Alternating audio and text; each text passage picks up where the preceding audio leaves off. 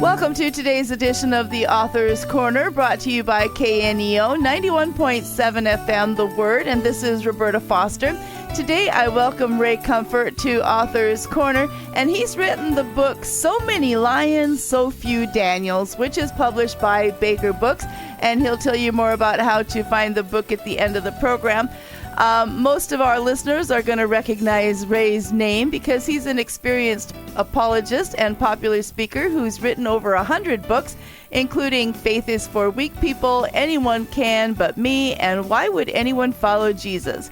He's also co-host of the award-winning TV program Way of the Master, which airs across the globe. And Ray is the executive producer of several award-winning movies. Well, those are some details I didn't know about you, Ray. So we'll learn more about you as we have a chance to speak about your new book. Welcome to Author's Corner. Thank you for having me on your program. Very grateful. So I know you, and probably most of our listeners know you for your evangelism books and techniques. And so tell us what's different about So Many Lions, So Few Daniels.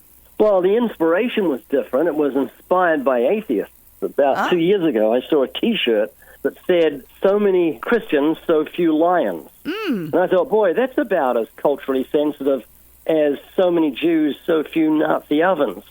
So many blacks, so few lynching ropes.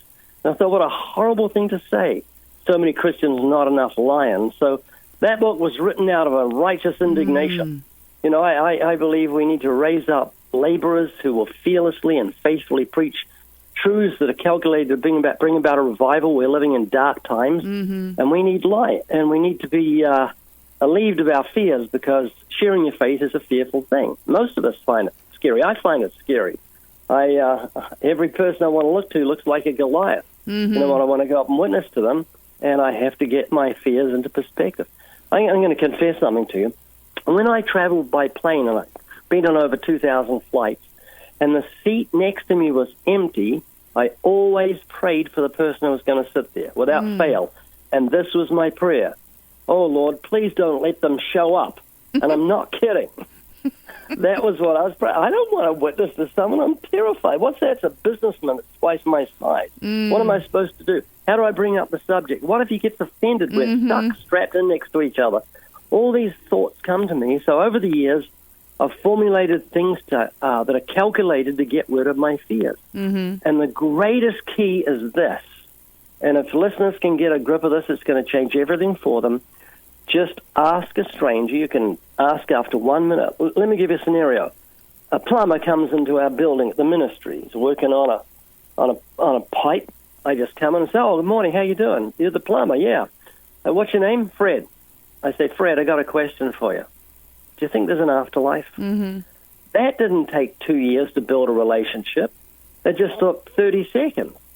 And Fred's not offended because I haven't mentioned God, Jesus, heaven, hell, the Bible, sin, righteousness, or judgment. I've just said, "Fred, do you think there's an afterlife?" And everybody thinks about that.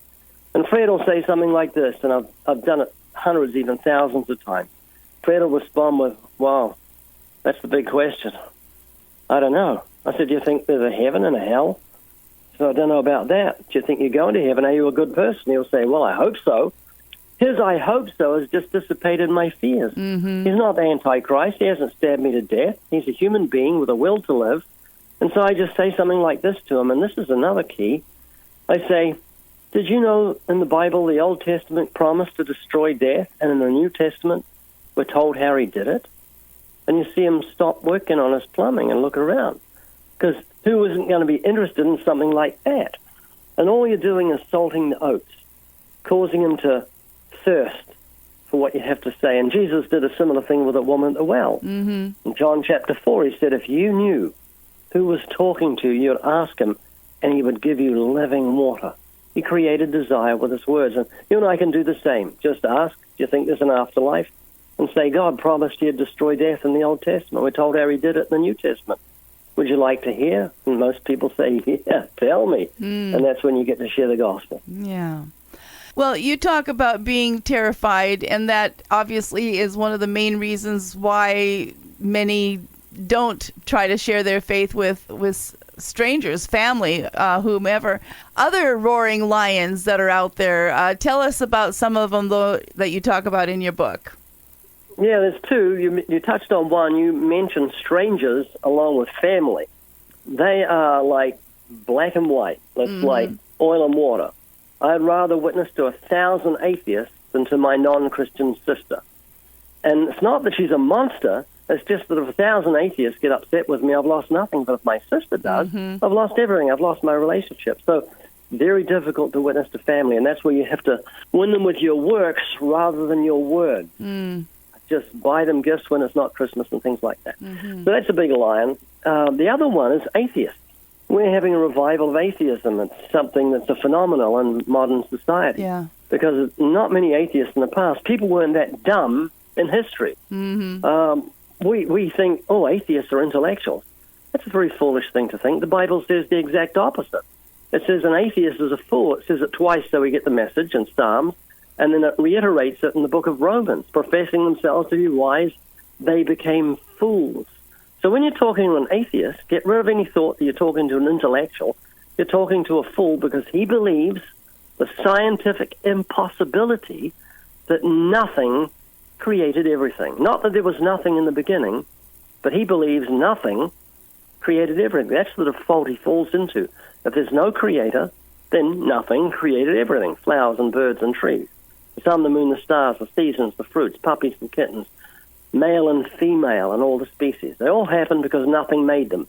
That's insane, and that's what you're talking to. And what you've got to do is learn how to get away from such foolishness, and the way to do it is just go to his conscience. I don't argue with an atheist about the existence of God, because I know he knows God exists. The book of Romans tells me that.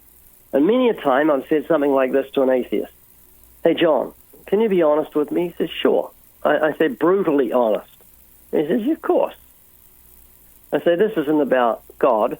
This is about you having sex with your gorgeous girlfriend and looking at pornography, which gives you great pleasure. Am I right?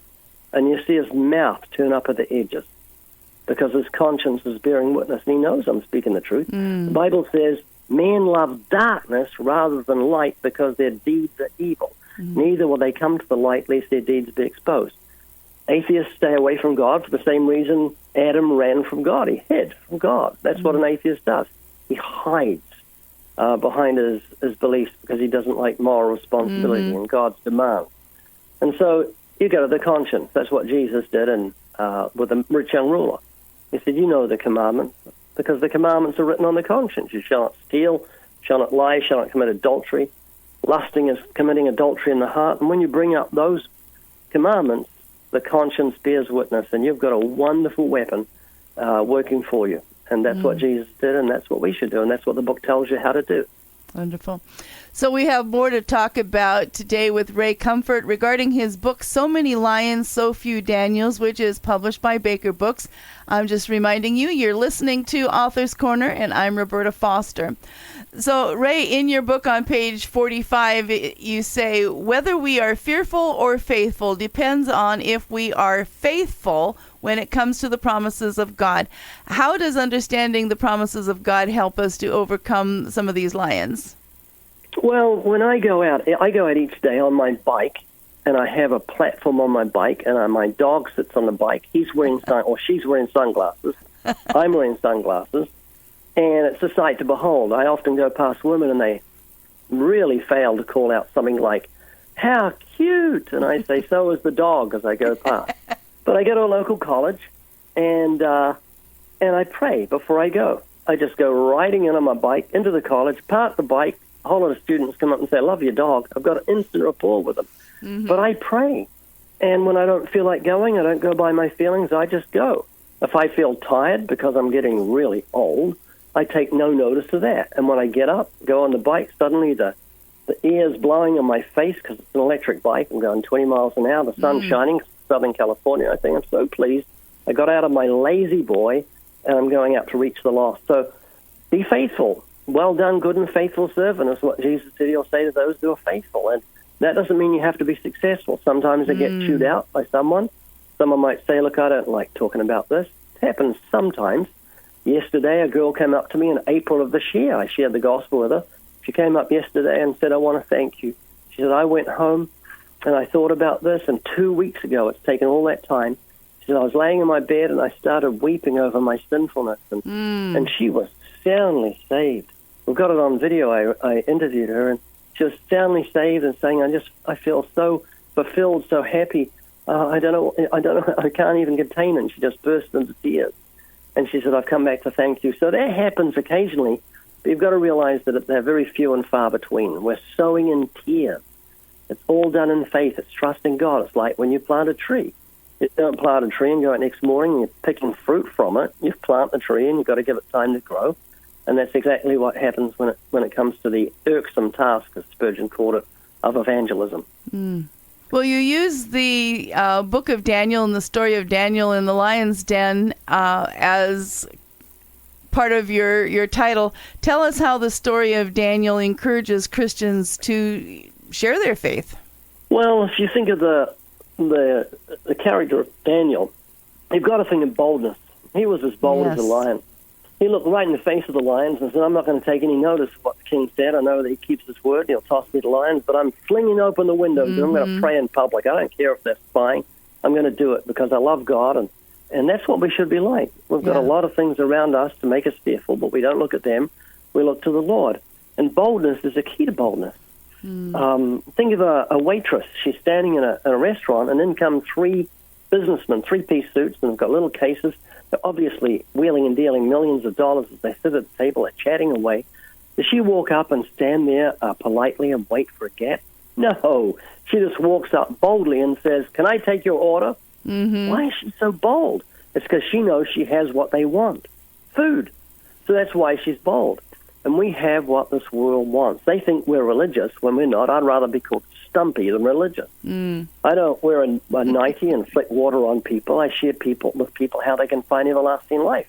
They don't realize that. But if they knew what we had, as it said with John chapter 4, if they knew what we had, they'd plead with us, please tell me, how can I find everlasting life?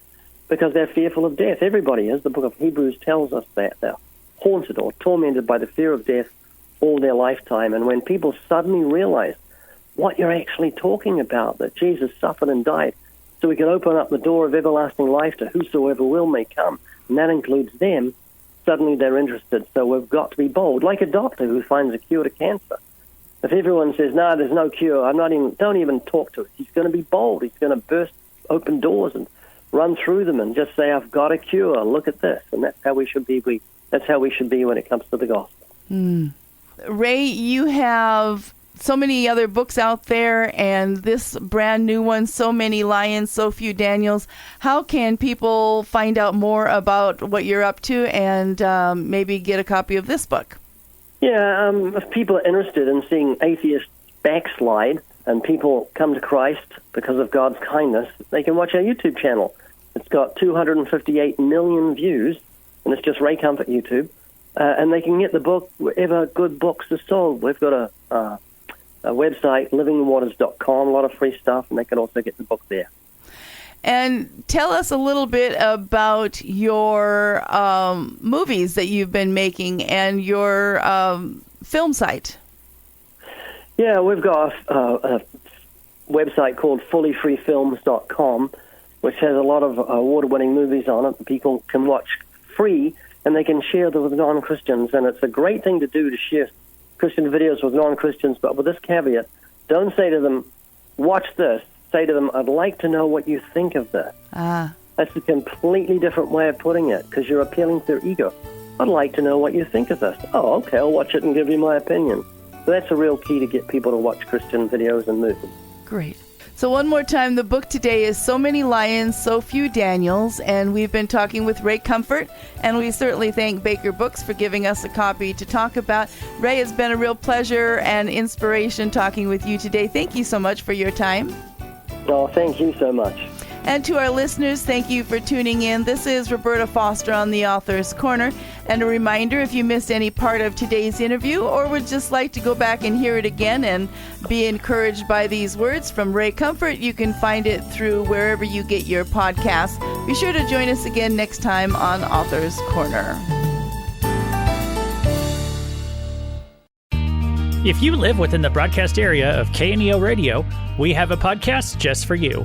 The KNEO Community Connection keeps your finger on the pulse of what's coming up in the four-state area, telling you about upcoming events you don't want to miss, organizations in our communities doing great work, and conversations with the dynamic citizens who are behind it all. There's a lot going on around you that you don't want to miss. This is Luke Taylor. Join me each week as we talk about what's happening with the people who are making it happen. Brought to you by KNEO Radio 91.7 FM and the Sky High Podcast Network. Subscribe today wherever you get your podcasts.